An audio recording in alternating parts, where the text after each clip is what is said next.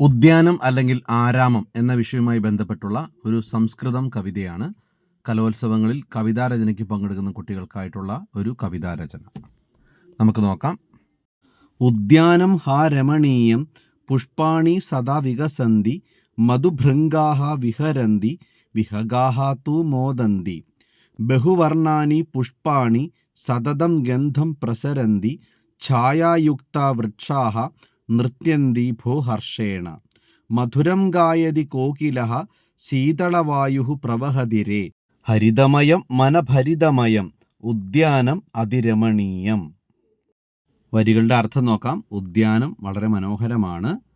പുഷ്പങ്ങളെല്ലാം എപ്പോഴും വികസിക്കുന്നു. മധുഭൃംഗങ്ങൾ, അതാണ് തേൻവണ്ടുകൾ, എപ്പോഴും അവിടെ വിഹരിക്കുന്നു.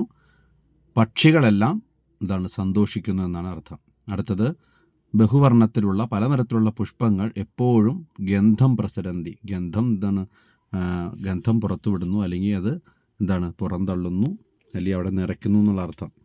ഛായായുക്താഹ വൃക്ഷാഹ, തണലോടുകൂടിയ വൃക്ഷങ്ങൾ, നൃത്യന്തി ഭൂഹർഷേണ, നൃത്തം ചെയ്യുന്നു, കാറ്റിൽ ഇളകിയാടുന്ന അർത്ഥത്തിലൊക്കെ വേണ്ടി നമുക്കതിനെ എടുക്കാം.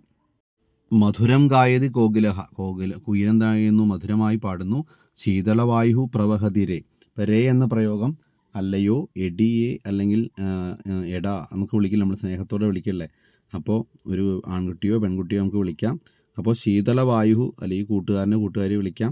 അപ്പോൾ ശീതളവായുവും പ്രവഹിക്കുന്നുണ്ട് എന്ന അർത്ഥത്തിൽ എടിയെ അല്ലെങ്കിൽ എടാ, അങ്ങനെ ശീതളവായു ഇവിടെ പ്രവഹിക്കുന്നുണ്ട്. ഹരിതമയം മനഭരിതമയം, ഹരിതമയമാണ്, മനസ്സിനെ നിറയ്ക്കുന്നതുമാണ്. ഉദ്യാനം അതിരമണീയം, ഇങ്ങനെയുള്ള ഉദ്യാനം അതിരമണീയമാണ് എന്നാണ് കവിതയുടെ മൊത്തത്തിലുള്ള അർത്ഥം. വളരെ സിമ്പിളായിട്ട് എഴുതാവുന്ന ഒരു കവിതയാണ്. ഉദ്യാനം, ആരാമം എന്ന വിഷയമൊക്കെ വന്നാൽ, തീമൊക്കെ വന്നാൽ നമുക്ക് ഈ കവിത എഴുതാനായിട്ട് സാധിക്കും.